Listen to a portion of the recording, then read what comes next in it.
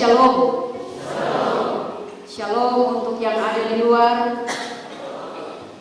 Shalom bagi kita semua, Bapak, Mama, saudara, anak-anak yang dikasihi oleh Tuhan Yesus Kristus. Saudara-saudara yang terkasih, biarkanlah ketemu semua memberi diri, memberi telinga, memberi hati, perhatian kita pada kebenaran firman Tuhan. Biarlah firman Tuhan bekerja dengan leluasa dalam pribadi kita masing-masing, sebab firman Tuhan penuh dengan kuasa yang akan memberkati kita, yang akan melegakan kita, bahkan juga memberikan pengharapan, semangat bagi kita. Firman Tuhan itu penting. Jadi jangan ada yang pakai momen firman Tuhan untuk keluar di luar, bermain HP, cari angin, isap rokok, atau di luar karena bilang mengantuk. Saudara-saudara yang terkasih, mari kita fokus untuk dengarkan firman Tuhan. Bapak, Mama, saudara yang terkasih, yang menyangkal Tuhan Yesus ini Simon Petrus ko Yudas. Ko Yudas?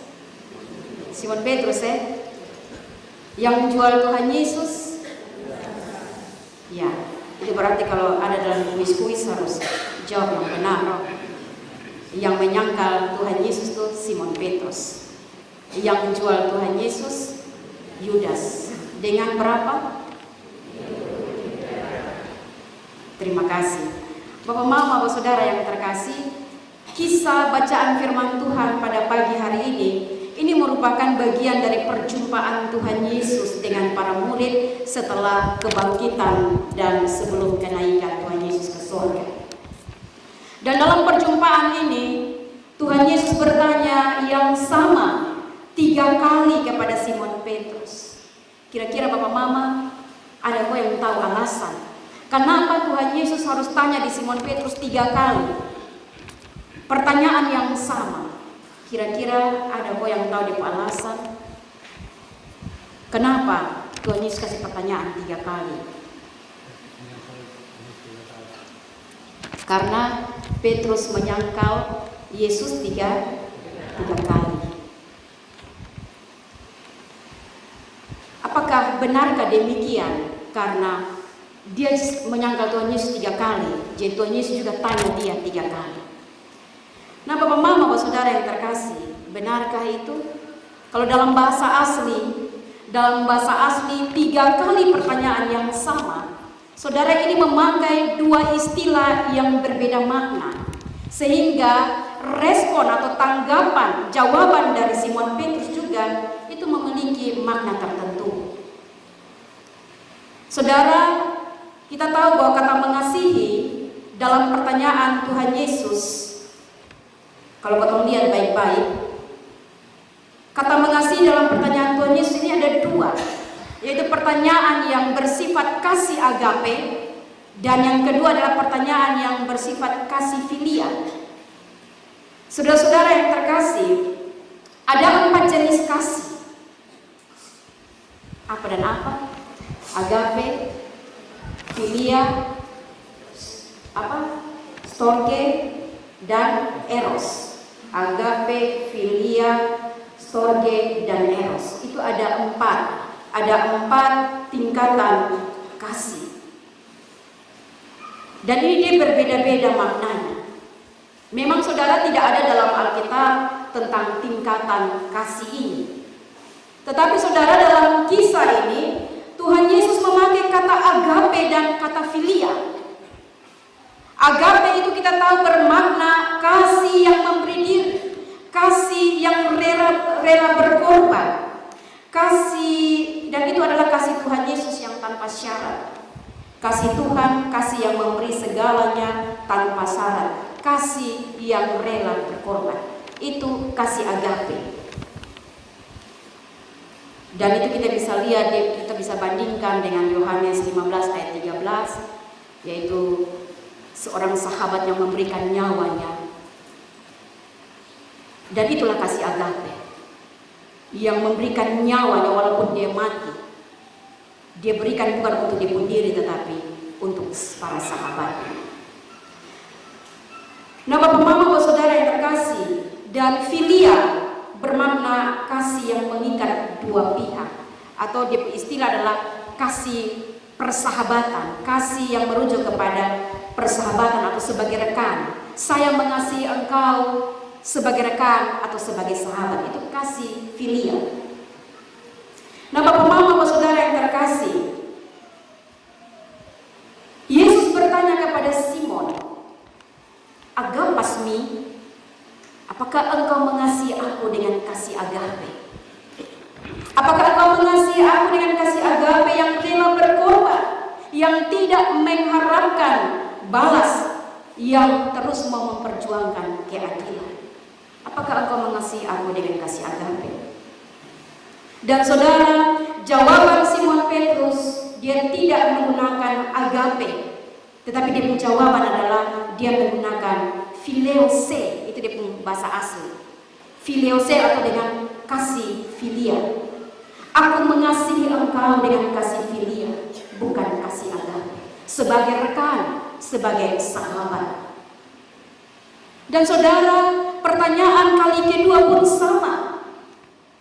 Ketika Tuhan Yesus masih bertanya dengan apakah engkau mengasihi aku dengan kasih agape, kasih yang rela berkorban, Simon Petrus tetap menjawab, aku mengasihi engkau sebagai seorang sahabat, sebagai rekan. Dan pada akhirnya di kali ketiga Yesus merubah pertanyaannya, apakah engkau mengasihi aku dengan kasih filia? Dan di kali ketiga Simon menjawab dengan konsisten, iya Tuhan, aku mengasihi engkau dengan kasih filia, fileose. Dan Tuhan berkata, gembalakanlah domba-domba. Bapak Mama, saudara yang terkasih, di sini Tuhan Yesus menurunkan tuntutannya, menurunkan standarnya. Tapi Simon Petrus tetap dia menjawab, dia tidak. Artinya Tuhan Yesus mau bilang bahwa coba kesini lu komitmen, tapi Petrus tidak bisa menaikkan itu komitmen. Karena apa? Dia sadar diri bahwa dia tidak bisa mengasihi Tuhan Yesus dengan kasih agape. Yang waktu Tuhan Yesus masih hidup sebelum peristiwa Paskah itu, kau tahu bahwa Simon Petrus adalah murid yang paling berani, murid yang belak-belakan untuk mengatakan bahwa beta rela mati di beta pemburu. Tetapi pada saat peristiwa penangkapan Tuhan Yesus, Simon Petrus yang pertama menyangkal Tuhan. Saudara-saudara yang terkasih, walaupun Tuhan Yesus sudah menurunkan tuntutannya, tetapi tetap Simon Petrus tidak bisa menaikkan dia komitmen. Dia hanya bisa pada tingkat filia, bahwa aku mengasihi engkau dengan kasih filia, hanya sebagai sebatas rekan, sebagai sahabat. Bapak Mama, saudara yang dikasihi oleh Tuhan Yesus Kristus,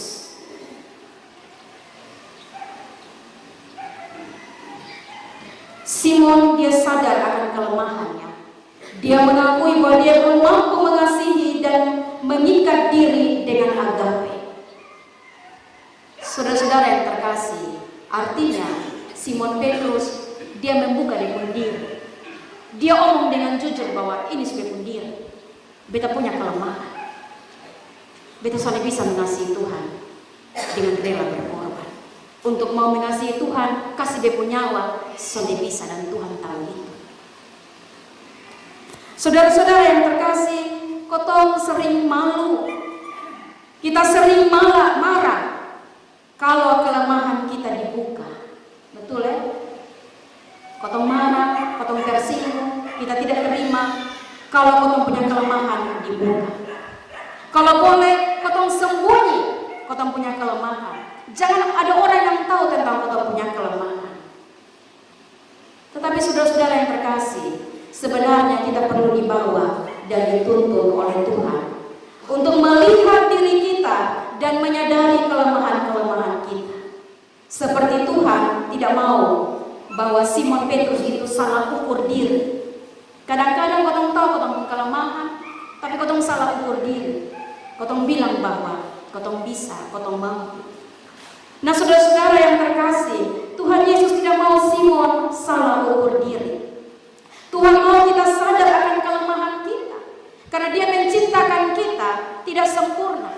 Pada kita ada kelebihan, tetapi juga ada kekurangan, ada kelemahan. Jadi kita harus mengakui kekurangan, kita harus mengakui kita punya kelemahan. Tetapi selanjutnya Bapak, Mama, Bapak, Saudara, Tuhan Yesus mau agar sungguh-sungguh ketika kita tahu, kita sadar mengakui kelemahan kita, kita juga harus bersandar dan berharap kepada bimbingan Sang Gembala yang agung, yaitu Tuhan Yesus. Ketika kita sadar siapa diri kita, kita sadar kelemahan kita, maka kuasa Sang Gembala Agung itu akan menjadi sempurna, sehingga kasih dan perbuatan kita berkenan kepada Tuhan.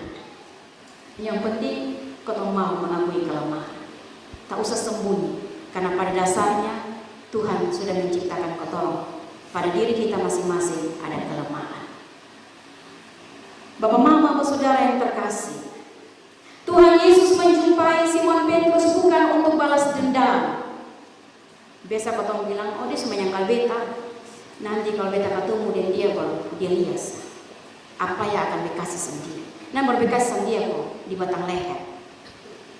Saudara, ketika Tuhan Yesus menjumpai Simon Petrus bukan untuk balas dendam, tetapi dengan kasihnya yang tetap sama, yaitu kasih agape.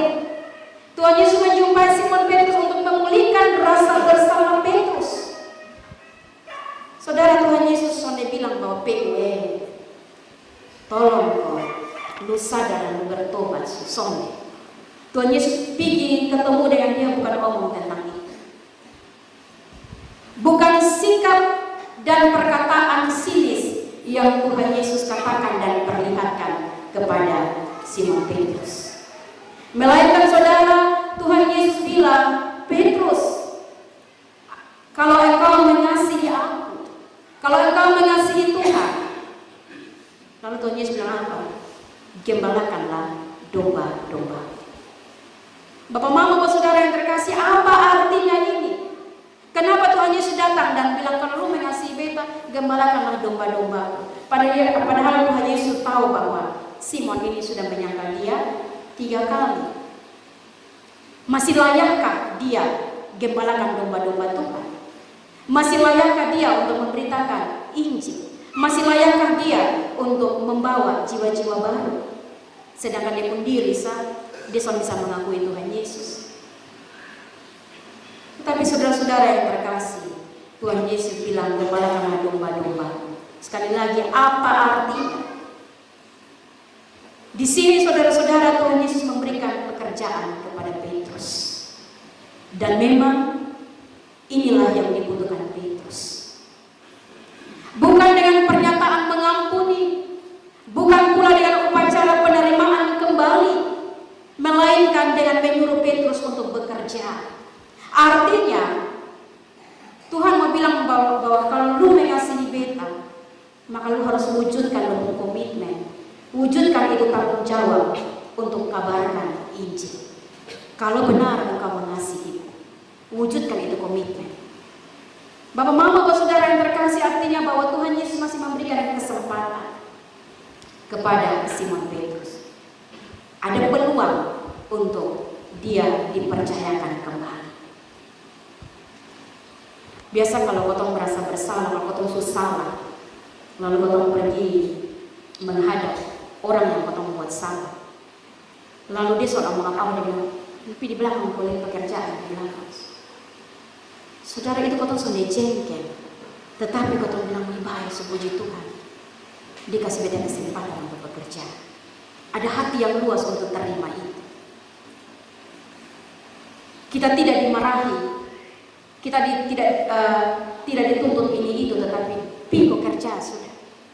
Ini sama juga yang Tuhan Yesus katakan kepada Simon Petrus. Yesus memberikan Simon Petrus tugas, maka Yesus pun juga memberikan saudara dan saya tugas untuk kita gembalakan kawanan domba Allah. Baik itu sebagai pendeta, sebagai penatua, sebagai diaken, sebagai pengajar, sebagai orang tua dalam tugas kita baik di rumah maupun tugas-tugas gereja lainnya. Kawanan domba Allah itu adalah umat yang kita layani. Anak-anak dalam rumah kita, orang-orang yang hidup bersama dalam persekutuan orang percaya, itu kawanan domba Allah yang harus kita layani. Mereka harus kita gembalakan dengan hati yang tulus, hati yang mengasihi Tuhan Yesus. Jangan kau lakukan kau tugas itu dengan perasaan terpaksa, dengan perasaan terbebani. Karena saudara, kalau kau lakukan dengan terpaksa, dengan terbebani, maka seluruh pelayanan kita akan menjadi hamba. Pekerjaan akan menjadi hamba dan tak berarti di mata Tuhan. Kalau kita lakukan dengan terpaksa dan dilakukan dengan beban. Bapak, Mama, saudara yang terkasih, sama seperti Tuhan Yesus telah mengembalakan kita dengan penuh cinta kasih, demikian kita harus mengembalakan domba-domba Tuhan yang Dia percayakan kepada kita dengan penuh cinta kasih. Tentu bukan dengan potong kekuatan, tetapi mari kita gembalakan kawanan domba Allah yang ada pada kita dengan kekuatan, kemampuan dari Tuhan dan tidak terpaksa, tetapi dengan penuh cinta kasih Kristus. Bapak, Mama, Bapak, saudara yang terkasih, kalau Tuhan Yesus tanya di kota, apakah engkau mengasihi aku? Kira-kira apa kau menjawab? Apakah engkau mengasihi aku, Jen? Apakah engkau mengasihi aku? Saudara, kalau kau menjawab, benar ya Tuhan, aku mengasihi engkau. Kalau kau menjawab, aku mengasihimu engkau ya Tuhan, itu berarti lakukan Tuhan memerintah. Itu berarti turuti Tuhan firman. Apa yang Dia perintahkan, maka mari kita lakukan. Kalau kita mengasihi Dia, mengasihi Tuhan Yesus juga tentu kita harus bersukacita karena Dia. Bapak, Mama, Bapak, saudara yang terkasih, kalau ada dalam momen di mana kita mencalonkan anggota SIDI untuk menjadi penatua, diaken dan pengajar untuk periode yang baru. Sudah jalan dari rayon 1 sampai rayon 14. Besok terakhir di rayon 1, dari rayon 2 sampai rayon 14. Besok terakhir di rayon 1. Ya, 1 dan 2, minta maaf. 1 dan 2 gabung. Nah, Bapak, Mama, saudara, mungkin kita ada yang sudah menulis ketemu calon-calon, ada yang sudah menulis mencalonkan orang lain atau mencalonkan diri sendiri. Kalau kita sudah mencalonkan diri sendiri, orang lain mencalonkan kita, maka dia harus berawal dari kemauan kita, komitmen kita. Jangan potong hanya semangat di awal saja. Beta mau jadi penatua yang pengajar. Tetapi kemudian nanti di tengah perjalanan, potong mulai pemalas, potong mulai semangat lagi. Biasa awal-awal begitu. Habis misalkan 100 orang, maka yang muncul pun 100 orang. Kursi ini sudah ada yang kosong. Tetapi coba kalau sudah lewat 1-2 tahun, apalagi di periode-periode terakhir ini, kita 2020, 2023 ini periode terakhir, tahun terakhir. Jemaat lihat sendiri bagaimana jemaat penatua diaken pengajar ada kok. Rayon 1 pun ada kok, rayon 2, rayon 3 dan seterusnya. Bapak maupun majelis ada. Lihat sendiri, ini kita sudah di periode terakhir.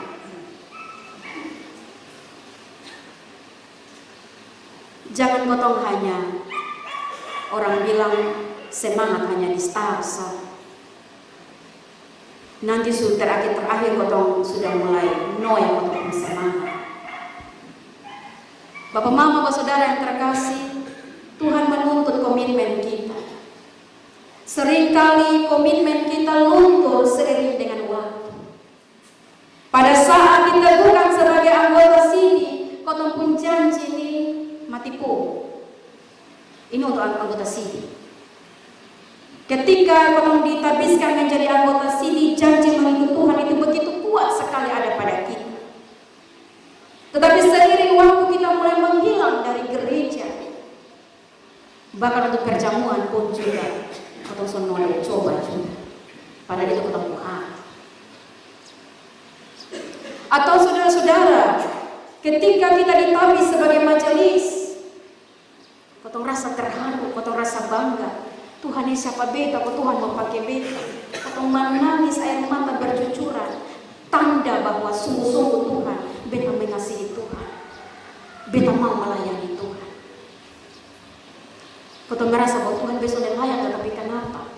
Beta bisa ada di hadapan Tuhan untuk mau mengikrarkan beta pun janji bahwa beta mau jadi hamba Tuhan.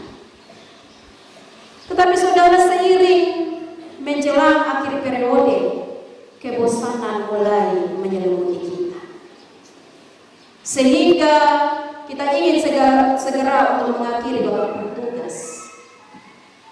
Apalagi Bapak Mama, nanti kalau panitia sudah bekerja, mereka sudah bekerja, hitung suara apa semua, lalu kemudian diumumkan bahwa inilah yang masuk nominasi dan lain sebagainya.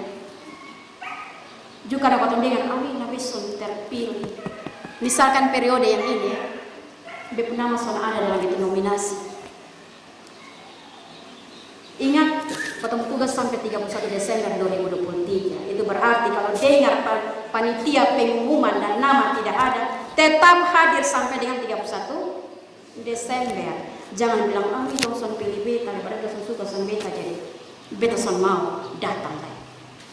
Ingat ya Bapak Mama, janji itu sampai 31 Desember 2023. Bukan nanti pada saat panitia baca nama, lalu ketemu nama son ada juga, ketemu sudah tersinggung, ketemu semua datang melayani lagi.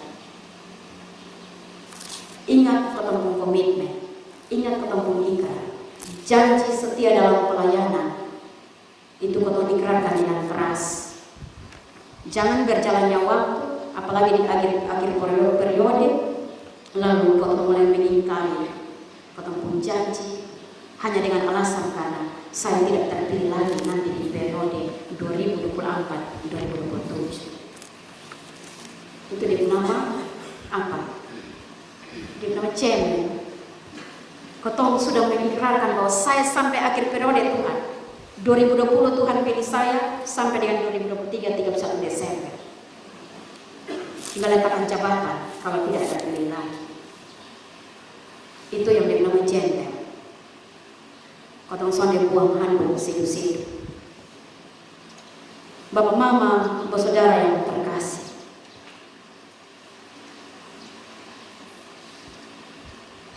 kalau misalkan kita mengingkari akan janji komitmen kita,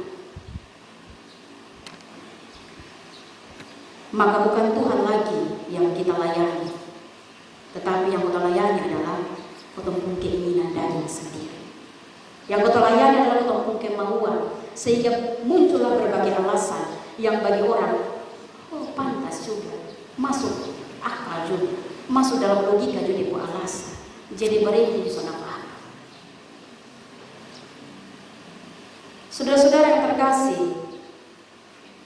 kalau kita mengingkari sama dengan kita bukan melayani Tuhan lagi, tetapi melayani ketemu keinginan sendiri, berupa ketemu kuasa, harta yang kita kejar sehingga pelayanan diabaikan. Atau saudara-saudara, kotong memenuhi, kotong kejar, kotong ambisi, lalu kotong abaikan, kotong menjadi, kotong komitmen. Bapak Mama, Bapak Saudara yang terkasih, bila tiba pada situasi demikian, pertanyaan Yesus menjadi relevan bagi kita. Apakah engkau mengasihi aku? Dan Tuhan Allah kata nama masing-masing. Jadi apakah engkau mengasihi aku? Itu pertanyaan akan relevan ketika situasi yang banyak-banyak alasan itu muncul di dalam orang ini. Yesus bertanya, apakah engkau mengasihi aku? Mungkin juga Yesus mengingatkan, malu ingat dong, ingat lu janji, ingat lu janji kepada beta, ingat lu komitmen, karena untuk itulah aku mengutus engkau. Kalau bukan karena kau memberi diri, Tuhan sudah akan utus kau, akan ada kau ikrar di depan altar ini. Tetapi karena Tuhan pilih kau memberi diri, memberi kau buah hati, maka kemudian kita bisa mengangkat komitmen kita, mengangkat janji kita, dan Tuhan bilang, aku mengutus engkau. Siapakah yang akan aku utus? Maka kau bilang, inilah aku, utuslah aku. Saudara-saudara yang terkasih, firman Tuhan hari ini dengan bertema, apakah engkau mengasihi aku? Saya melanjutkan, maka kasihilah Tuhan dengan kasih sejati. Kalau kau bilang kalau saya mampu mengasihi Tuhan dengan kasih sejati, dengan rela berkorban memberikan kau nyawa, itu memang sulit bagi kita. Tetapi setidaknya kau tahu diri seperti Simon Petrus. Aku mengasihi engkau dengan kasih pilihan, kasih sebagai rekan, kasih sebagai sahabat. Mari kita mengasihi dia dengan kasih sejati, yaitu kasih pilihan. Tuhan memberkati.